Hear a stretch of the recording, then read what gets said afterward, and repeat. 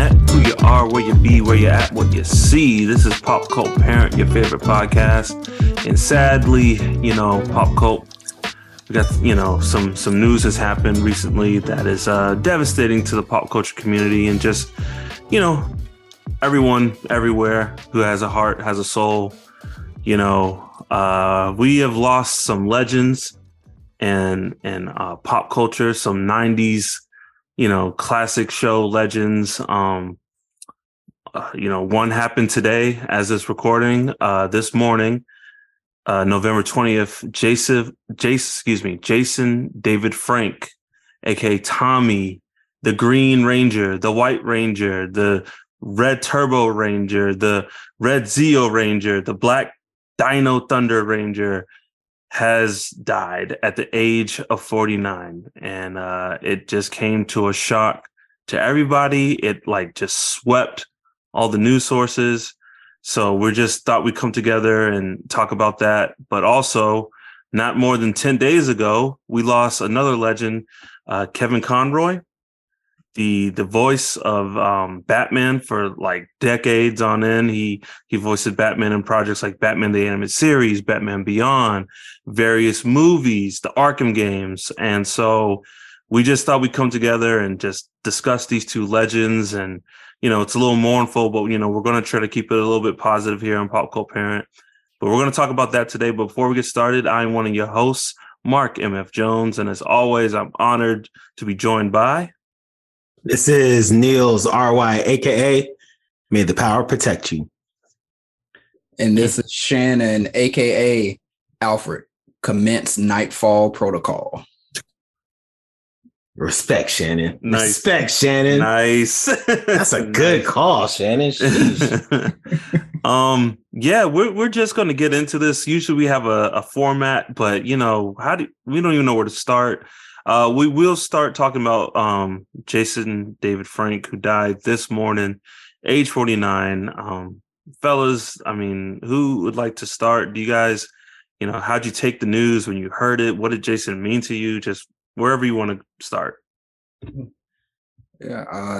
I'll start off with just a little first. So I first saw it this morning on Twitter. And, with all the stuff going on Twitter, they're like, the Elon Musk buyout, sometimes misinformation, just all this type of stuff. Because legit, maybe 2 days ago, they had RIP Conan, or no, not Conan, but one of the late night show hosts, I forgot, but it was RIP him. And then it turns out he was like, why are y'all doing this? Why is this trending? It's not I'm alive, I'm well. So I was thinking, oh, okay, they got that going on again. And this time they're doing the Green Ranger. So nothing to worry about. And then I kept seeing it more. And then I saw it on Facebook. And then I messaged y'all and, it hit because I was like, nah, this is real. Man, it was sad because I'm like, I feel like he's in everybody's top two. If he's not your favorite Ranger, he's your second favorite. And even outside of just the Power Rangers we saw on TV, there were a lot of what I don't know if we want to call them fan started, kick started type of things or whatever, even YouTube movie-ish things that even he had cameos in and stuff. So this dude was, he was the forever Power Ranger, green, white, black, red, whichever Ranger he was a forever Ranger. But yeah, it hurt. I was like, man. And especially, hits even harder. It's we don't know all the details why, but it's it wasn't old age. You know what I mean? So yeah.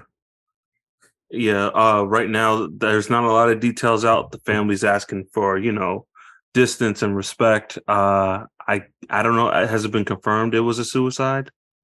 Reports are saying it's death by suicide. But details are still a little hazy, so we're not too sure. But I can jump in. Yeah, look, if you're raised in the 90s, you are a Mighty Morphin Power Rangers fan. No ifs, ands, or buts. They sold the toys at McDonald's. You know what I'm saying? I don't know how many not cartoons. I don't know how many Saturday shows got legit toy lines in McDonald's, but this show was so popular, it made multiple movies. And Power Rangers isn't Power Rangers without Tommy Oliver. Nope. And yes, he was absolutely my favorite Power Ranger until we got a black brother to lead the team. And then he quickly became my other favorite Power Ranger. So yeah, man, like when you think about like some of your favorite shows growing up, Power Rangers comes up, and like Jason David Frank, like he is the most legendary person to have ever donned a morpher. Like the man, like Mark, when you like shared his Power Rangers resume, like how many different franchises was that? Like it's a lot, man. Yeah, he's been with the series for a long time. And anytime there is some type of reunion episode, he shows up because he's literally covered the gamut. So when there's the Forever Red episode, he was the Zeo and Turbo Ranger, so he showed up. Anytime like there is like a reunion, he shows up as the Green Ranger, and sometimes he shows up as the White Ranger. Even in the comic books, because of Tommy's legend, they combined both the Green and the White Ranger to make Lord Dragon, who was like the most legendary villain in like Power Rangers history. So much so they added him into a video game. Like it's like his impact on that franchise is like uncalculable. And the impact that that franchise has had in our generation is immeasurable. So it goes without saying that like him to us, it's something special, man. And I think what makes it even harder to take in is like, he knew it. He knew the responsibility that he had to like this generation. He knew we loved him. And it just seemed to me that he was so giving. Like he would go to all these cons. He loved going to cons. He loved talking about Power Rangers. He loved the fact that people love the Green Ranger. Like he just seemed completely open and excited about the fact that like he touched upon like a nostalgic aspect of our childhood, and he like felt that responsibility and was giddy about it. Like I felt like he recruited half of the other Power Rangers to feel okay with going to cons, but like he was always down for it. And so like it just sucks to see that, you know, folks who are like who bring so much like joy to other people's lives are personally going through something, man. And, you know, again, we still don't know what happened or what not, but yeah, this hurts. This news, this is not great news to hear. So yeah. Yeah, it you know, I'm gonna echo a lot of what you guys said, but yeah, you know, there's this kind of narrative that actors, when they do something that's maybe like a kid show or made for children or whatever, that they try to get away from it. You know, they don't want to be associated with it anymore. Oh, that was the early part of my career. See me as an actor now, you know. But like, you never got that from him. You got that like he loved the fact that people loved Power Rangers and were still like calling him the Green Ranger when he came out, you know, and seeing him in public. And I remember listening about maybe like 10 years ago to a podcast or something. And he was on the podcast and he was talking about how, like you said, he like loves going to cons. He was showing his kid or kids at the time Power Ranger episodes. And I think he said something like he wasn't happy with like the writing of like the whatever current one they were in. He's like, there's no heart. And, you know, like, it's like, hey, Jason, we love you, but slow down. It's not like slow down now, buddy. Were heavily it wasn't like you guys were making the Dark Knight, but like, we love you, buddy. Like, but no, like the fact that he had that enthusiasm for this property, you know, for this like very silly thing, you know, teenagers with attitude and dinosaur robots fighting monsters. It's like refreshing to see someone that genuine and that excited about something they're associated with and not trying to like run from it and be like happy that he made people happy, you know. And he never shied away from it. I remember seeing one of his UFC fights. I think he came out with the Green Ranger morpher. He sure did. He sure did. His hair was green.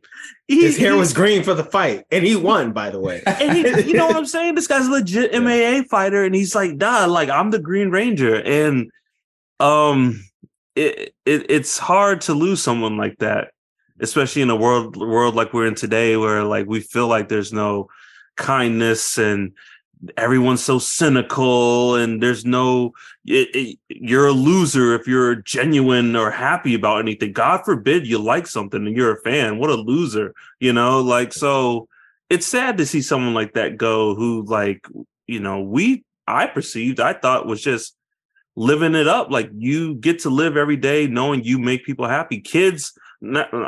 People are bringing their kids to see you, and their kids know who you are, and they're a fan of you. Like, you know, I mean, it goes without saying, the guy will be missed. He is a staple of that. He is that franchise. Like, he really is that franchise. I mean, Power Rangers was legit. It was fun, but we all know, fellas, when Power Rangers became the legend show that it is, and it's when that Green Ranger came through the back doors of the Megazord. Yeah, hold on, Mark. No, we need to lead this up. This deserves a calculated review. Okay, so sorry to interrupt you. No, go ahead. Let's talk about the Green Ranger for a second. The Green Ranger. Like, at this point, I don't know how many episodes of Mighty Morphin Power Ranger existed, but this team was legit. They had, like, we have seen them beat Rita in every way, shape, or form. We were like, yo, this is like pretty much live action Sailor Moon. Like, it is clear cut what's about to happen. They're going to get big. The Megazord, which is still to this day one of the most, like, destructive mechas I've ever seen in my entire life. It is like, it might give Voltron a run for its money. I digress. Maybe for another day. Like, the Power Rangers team was nasty. Rita recruits one guy who does 2 jumping spinning kicks in the juice bar, and you're like, okay, that guy's nasty. Ooh, man. He recruits one guy. That was his resume. A power coin. We haven't seen any other power coin. She had that this whole time. A green power coin. And he proceeds to whoop all of their asses for multiple episodes. It was a 5 episode. I remember because a commercial came on, and he's like, I don't know if y'all remember this. It was Tommy in the Green Ranger suit, as it was a Fox Kid promo, and he's like, tune in every weekday at 5 as I take out the Power Rangers. I was like, oh, this man got his own promo. And he did just that. He gave them hell for 5 straight episodes. Okay, Mark, I'm sorry. That's the context. Nels, can I just do you remember in that episode span, there was one of the episodes where he's back at the juice bar, and he's like, Tommy's like lifting weights, and like Kimberly's like, Tommy, please stop. Like, she's like, don't fight us. He's like, I'm going to destroy you and the other Power Rangers. Just get back to work. Back to lifting weights. Diabolical. Now let me finish these reps. One. He was so evil, yo. Like, that dude was acting really well. He was so evil. All right, so now, mind you, we were all between the ages of 4 to 6 when we were watching this. So, getting back to the part that you're talking about, Mark, what is etched in almost everyone in our generation's mind. At this point, again, we have seen the Power Rangers slay, demolish hundreds of giant monsters. When they're in the Megazord, they're untouchable. Until this day. Until we see Tommy in his Green Ranger suit jump up in the air, fly into the Megazord, open up the back door. I didn't know it was a door until that day. I didn't know there was a door back there. Opens the door, surprises them. They all turn around, and then he proceeds to whoop them up, just beat on them. There's sparks inside the Megazord, and you slowly see him kick each of them out of the Megazord. Bruh, I had never in my life, and I'm serious this time, I had never seen anything like that at this point. I'm pretty sure I was like staring at the TV and I was in like a posture of like, yeah.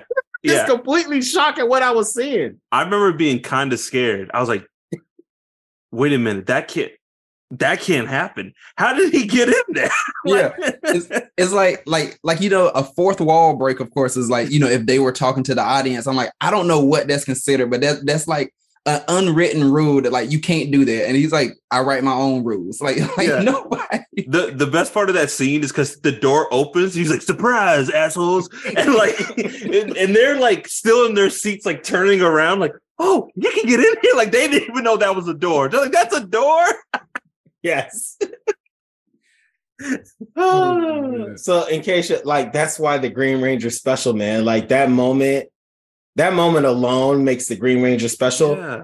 And the crazy thing is, he proceeds to be in this franchise and be in multiple other like series and in different suits and having different moments of his own. Yeah, man, I think the Green Ranger, I'm not going to like rank his appearances, but I will say that one scene still to this day, it's probably one of the best things I've ever seen in Power Rangers. Yeah. And I've seen a lot of Power Rangers, but that's one of the best things I've ever saw. And the Green Ranger had a dope theme song. Yeah.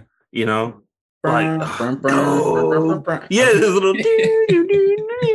the Dragon Zord. Oh man, like so legendary. And then becomes the Green Ranger, loses his powers. We're like, well, what's the show without Tommy? They're like, well, Tommy, you can't be a Power Ranger no more. Comes back as the White Ranger. And it's legit. I missed the Green Ranger, but the White Ranger was legit. I mean, Saba. Shout out to Saba. Saba's little talking here. Hello, Tommy, come on. Mm-hmm. Welcome to Saba. See, I definitely, when we fight in the playground, I was definitely trying to say all those Tommy front face phrases. Do y'all remember? Yes. Y'all remember the Power Ranger movie where they were all skydiving, and Tommy has the skydiving board? I'm like, yo, this guy's the coolest person who's ever existed. I used to get so excited because if y'all remember, when the show would start, you would just wait until the and if you saw Tommy in his green vest with two spin kicks, you're like, yes, it's a Tommy episode. It's a Tommy episode. He's getting so excited. That's the only way you would know if Tommy was in the show or not, if they featured him in that little opening promo. So, yeah, man. Oh man, man, this really hits home for a lot of people. This man will be missed. Rest in power. Jason, once a Ranger, always a Ranger. I know we're probably leaving some details out about his career, but like, man, you just hate, and I hate that like this has to happen. Like, I understand that everyone is a fan and it shows. You go online right now. This was on CNN and NBC News. Like, it made world wide news headlines. I'm like, this was such a genuine good person. I hate that now he gets his flowers. And I don't know how to like break that cycle. I know we're, give people their flowers while they're here, but it's like, I wish there was just like an app that would be like, hey, tell this legend that they're awesome, or, hey, tell Chadwick Boseman that he's really good, or you know what I mean? Like, I hate that we have to wait to lose people to like really appreciate what they meant to us. Yeah. For me too, it hits large on, again, like, you never know what people are going through. We're like, mental health is so important. Again, we don't know the rest of the details, but it's still just like, you never know what people are going through, because obviously from our perspective, I'm like, you had every reason to be like, I want to live till I'm 150, but yet, that didn't happen. And so, it just sort of has that feeling of, always remember, talk to people, see what they're going through, reach out to people, like you're saying, give them their flowers while they can still smell them, because we just never know what people are going through. Yeah. Yeah, man. Do you guys anything else would you like to add before I guess we move on to discuss another legend? I think the only thing that I'll say is he had a I think he has a movie coming out. Like, or it's already out. I'm not too sure. It's like The Legend of the White Dragon. So, hopefully we'll have something pretty impactful, something he put his heart and soul in. Hopefully we have that to look forward to as like a swan song for, such a important person in our pop culture experience. So yeah.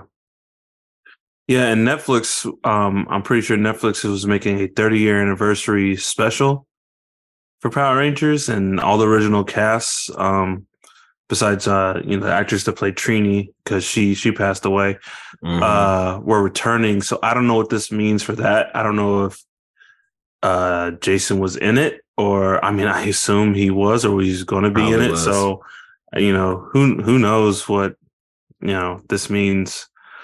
But you will be missed, sir. So rest and please believe, Pop Cult, we are going to have a Power Rangers episode. Yes. Yeah. We were just waiting for the right time. It's still going to happen. So just, you can still email us, but please know that, yes, at some point we will have a Power Rangers episode.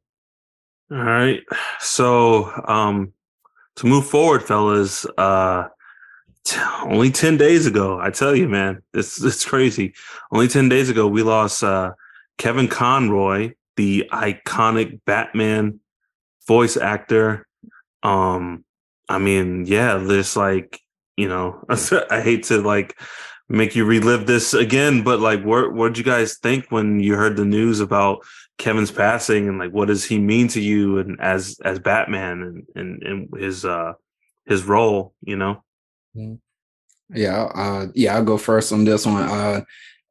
Similar again to what you said, he is the voice of Batman. He is essentially the first Batman that I knew of, and this was because for me, I grew up watching Batman the animated series.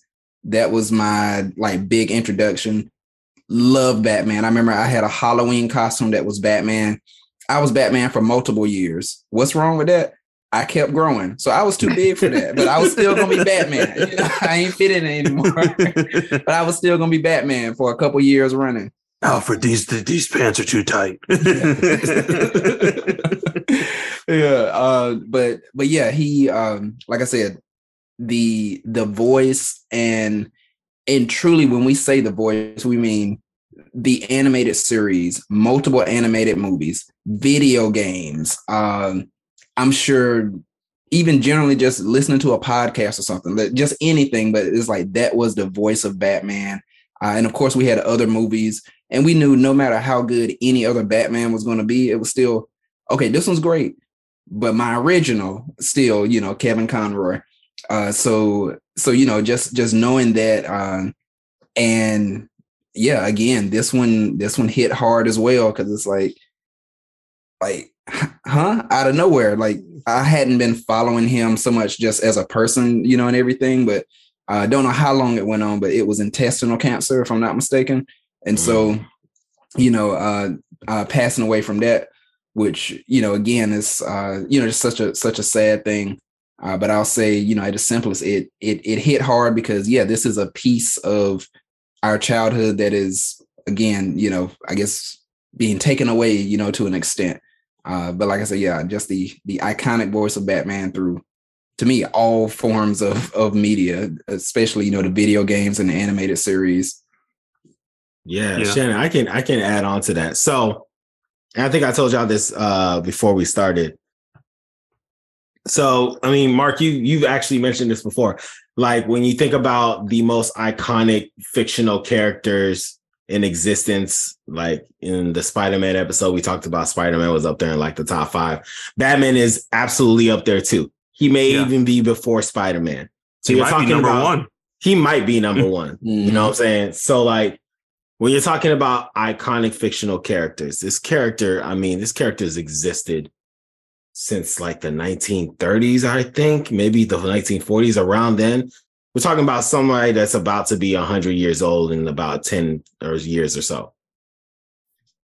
And you're talking about a character that has over 1,000 comic book issues of a single run. Talking about a character that's had multiple movies, multiple video games.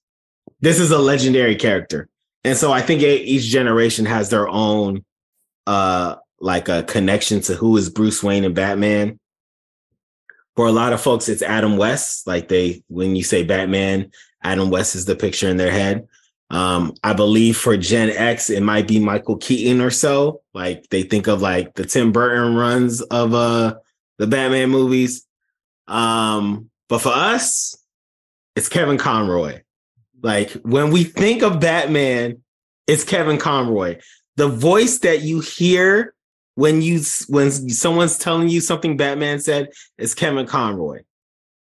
But you actually like are kind of perplexed when you see an animated Batman, and if it's a voice that's not Kevin Conroy, you're like, huh? Like you're caught off guard because you're like, that's not Batman's voice, because you believe that is Batman. When I read Batman comic books, that's the voice I hear.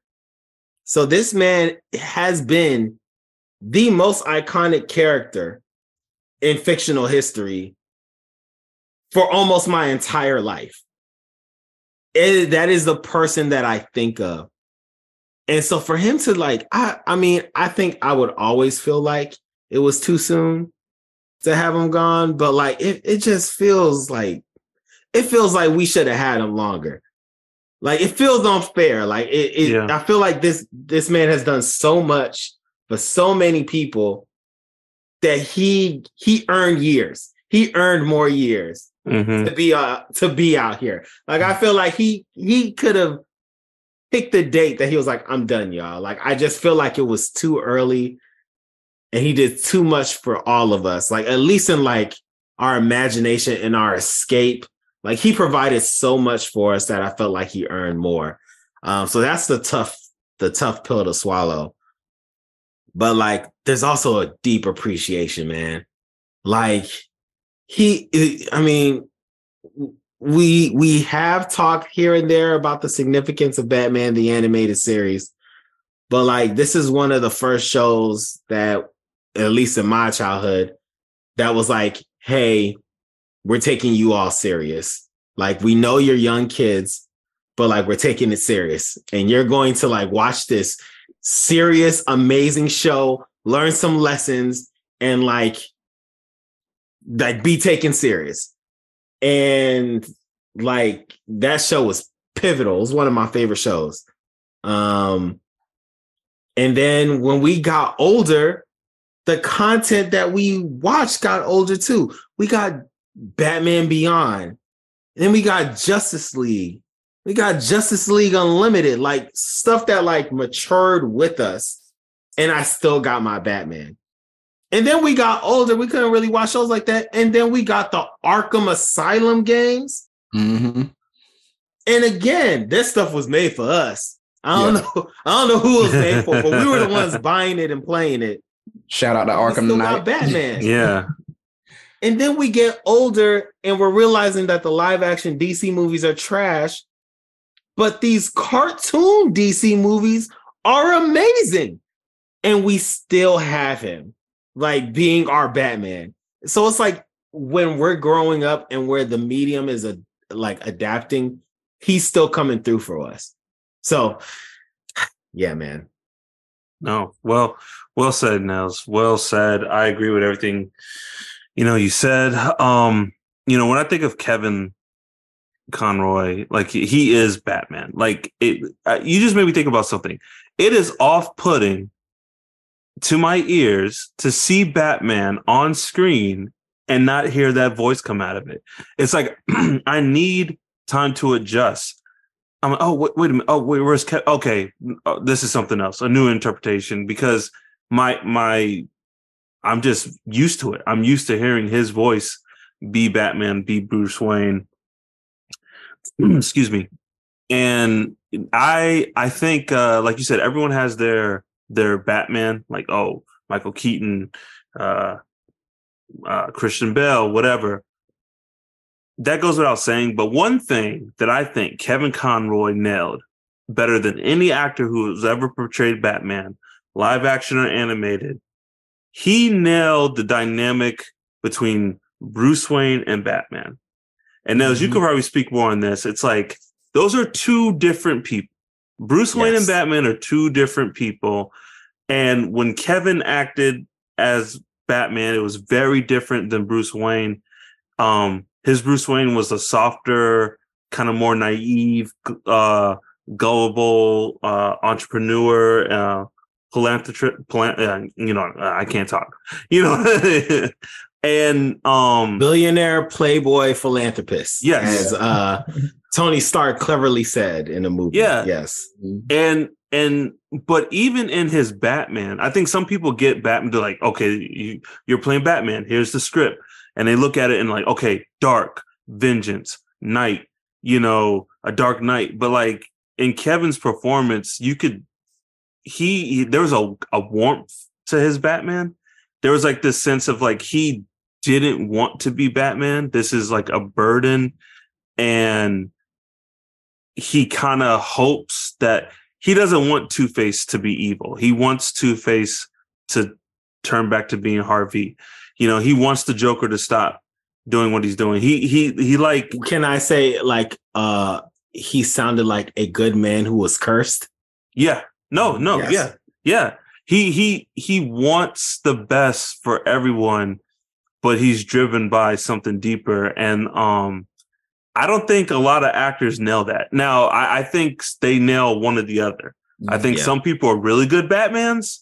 Some people are really good Bruce Waynes. Michael Keaton, I think he's a great Bruce Wayne. I'm not really sold on his Batman. That's just me. I think Ben Affleck is actually a pretty good Batman.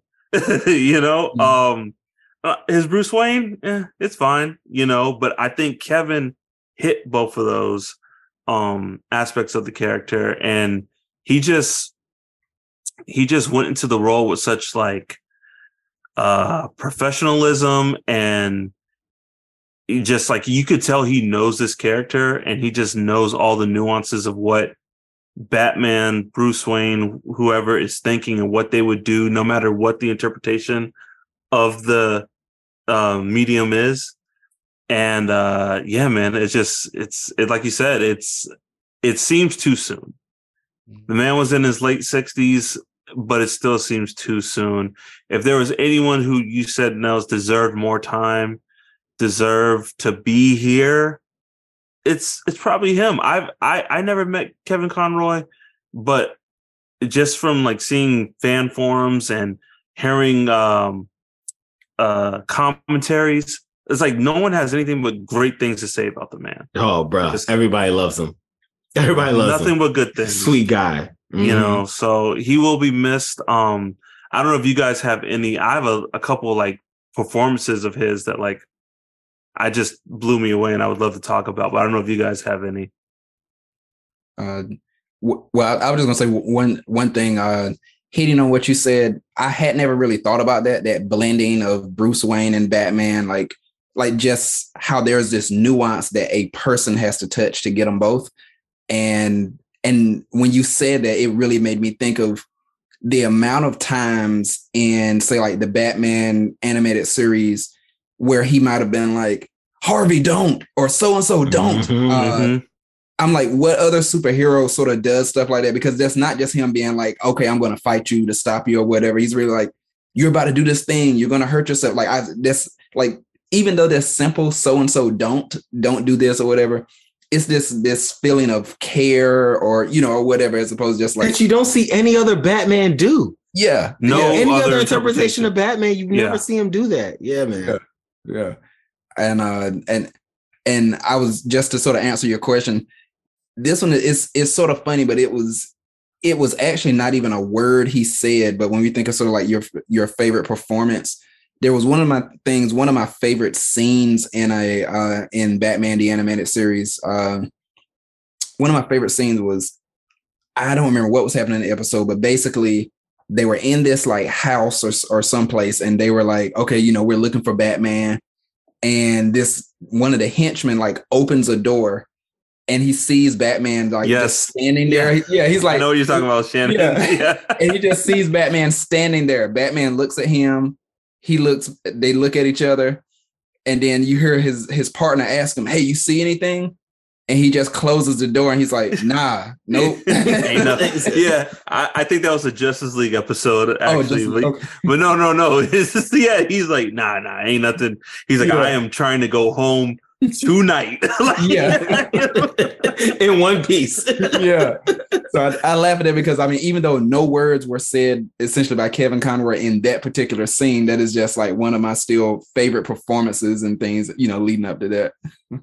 Yeah, well, you could say like his performance that scene works because of how he portrayed the character. Mm-hmm. Because you just know, like, you don't mess with this Batman. Like, you do not.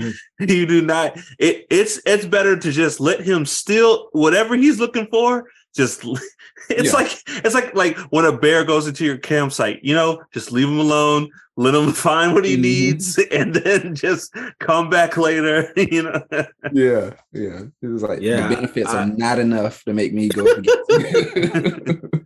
I think performance-wise, man, the anime series is amazing, and that's like defines who Batman is to me. But like the stuff he did in Justice League and Justice League Unlimited, like I just felt like he was able to like do some stuff in the movies. Oh my goodness, massive phantasm, whatever. Phantasm. Now I can't remember it. Now that we have to say it. Which, I mean, Mark, you're probably going to talk about that. So the one I'm going to talk about is it's an episode. I think it's a Justice League Unlimited episode. And Amanda Waller is talking to Terry McGinnis about like Batman and just the dynamics of Batman. And Terry, I won't spoil it for you all because there's some stuff that goes on in the episode. We're probably going to talk about it in a future episode. But Terry finds some stuff out about Batman and just like feels some type of way. And Amanda tells a story of like Batman's like care and compassion with like humans, because you can like you just disassociate the fact like Batman just seems like a person who's just given up on humanity and the goodness of humanity. And like Amanda Waller of all people, is like, no, like this guy, he understands humans better than like we understand ourselves. And he's sitting with like one of the characters of the Royal Flush Gang. And I guess she has like superpowers, but like she is like slowly dying. And okay, I won't say anything more than that. But like it's the way that Kevin Conroy is talking to this child, like he's still Batman because he is Batman. But like how he's talking and how he's portraying and the presence that he's like, it was good. It's my favorite Justice League Unlimited episode because of that part and just like seeing Batman in a different way. So yeah, man, that's definitely one for me. That episode's great. I'm trying to remember what she said. But when she talks about Batman, she's like, I've seen a lot of things, and I've worked with a lot of heroes. He's like, none of them compare to Batman. And she's like, I've never seen, it's like, when it's all said and done, I've never seen someone who's loved their fellow man more than Batman. It was something along that lines, and it's like, and that's only, I feel like that can only be said because of Kevin Conroy's portrayal of the character. And at the end of the day, he like wants redemption for everyone. He don't get it twisted. He is the Dark Knight. He is vengeance. Like, you know what I'm saying? Like, don't come slacking in Gotham, but like he wants people to redeem themselves. I don't know if y'all remember an episode where it was the episode where Tim Drake is now the Robin and he's talking to Nightwing, Dick Grayson. He's like, how come you guys had a falling out? And in the episode, it was Batman was roughing up this guy and they actually were doing it in front of his family. and Robin was like, you know, hey, not like this, Batman, not in front of his family. And he's like, I'm out of here, you know, and you go back to that series, they had a falling out for other reasons, but you know, they went, Tim Drake and Dick Grayson went to check up on that guy and just to see how he was doing, and they were like, oh, the guy was like, oh yeah, I'm doing good. He's like, Mr. Wayne got me this job and he helped me turn my life around. You know what I'm saying? And it just shows like, you know, Batman, he's Batman. He's here to get what he needs, but like he wants the best for the people of Gotham. And like he went out of his way to help this guy get a job and do good for himself and his family. He beat the brakes off of him before that though. He's gonna get the information though. That's what I was laughing about. I'm like, you can still be a productive member of society with a broken jaw. Like you can still contribute. Fast, you tell me where Joker is, I'll be out of here. Like, but yeah, like for real, man, the performances of Kevin Conroy, like I really love his performance in Batman Beyond as an older Bruce Wayne, and specifically in the Batman Beyond movie, The Joker Returns, which might be one of the greatest Batman movies ever made. Come at me, internet. I really think it's top 5. Like, what? The only competition is the first Batman movie, like the Mask of the. No, I'm talking about in general. So am I. Okay. So I'm talking about that's the only live action, everything. Like, I think it's top 5 Batman movies. But agreed. That movie's fantastic. His portrayal as like a hardened Bruce Wayne who's like seen his family and friends be hurt, and I'm not going to spoil that movie either. But like, some things happen to members of the Bat family in that movie that just break. That scene, Mark, I know what the scene you're talking about. That scene still crushes me.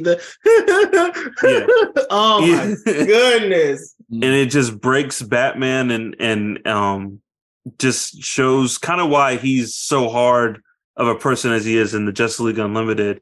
But that's a great performance. But like one of the best, I think, performances of his is in Mask of the Phantasm.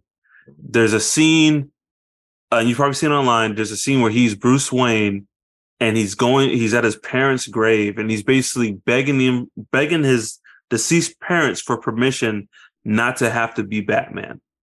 He's like, I have a chance to be happy. I can give the city more money. They can have more police. I can fund programs. He's like, I don't want to be Batman anymore. And he's like begging his parents because he made a commitment to them and their memory to do this, to be vengeance, to be, you know, Gotham's Dark Knight. And it's acting 101, man. It's just like, yeah, man.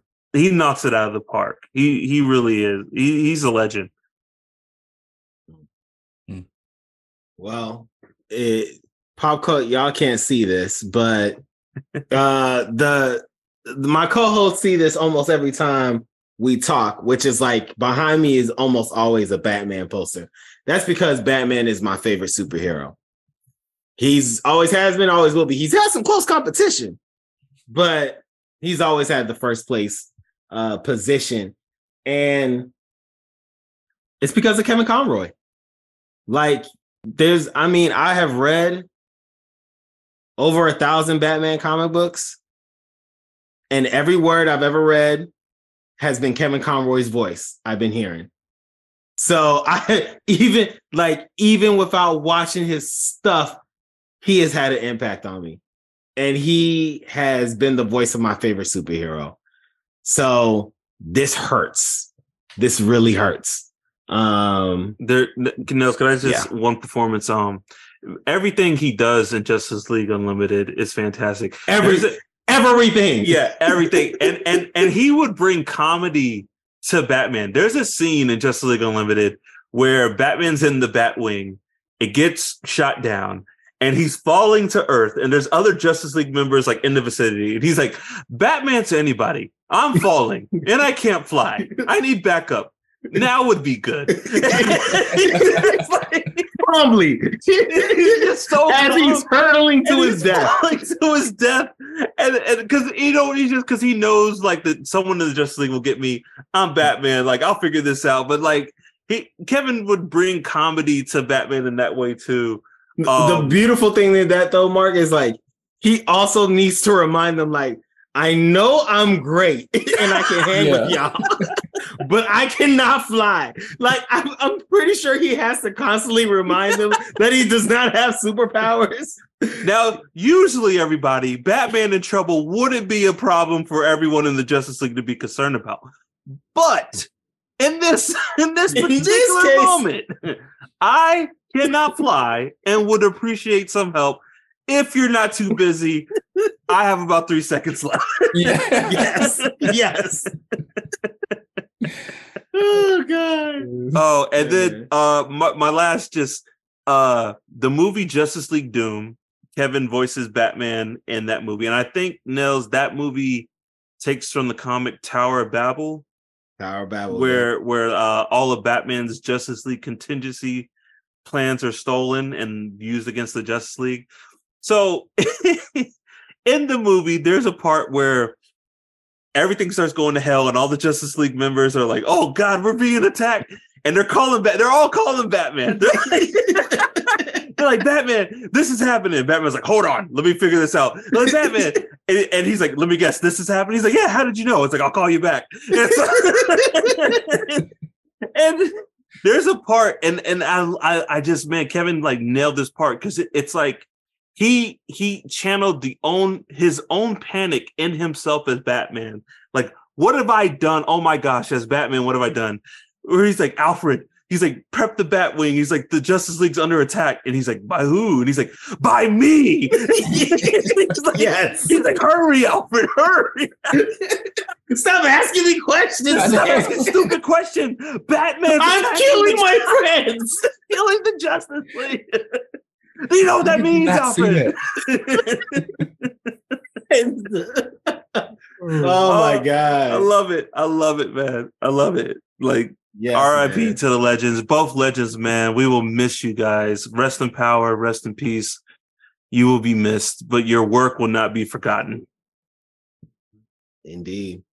Gentlemen, I know, this was, we found some levity in this episode and it was a somber episode, but, pop cult, I'd like to leave everyone on a good note. Leave them laughing, leave them laughing, so I have some news, which I don't know. It's not necessarily funny news. It made me laugh. It made me laugh very hard.